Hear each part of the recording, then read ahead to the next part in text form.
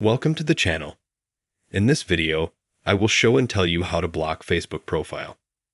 If you have any questions, please write in the comments. I will read and answer. Please subscribe to the channel. Give me likes. Let's try blocking Facebook profile. To do this, go to your Facebook profile. Open in the bottom right corner menu.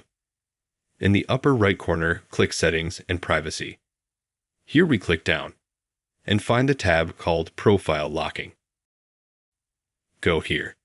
Further here, we need to click Lock Your Profile. Wait literally 10 seconds. And as you can see, we were able to lock your Facebook profile in such a simple, easy way. If you like this video clip, be sure to put likes. Subscribe to the channel. Thank you all very much who watched this video to the end. Write comments. Did you manage to do so or not? Thank you all for watching. Goodbye.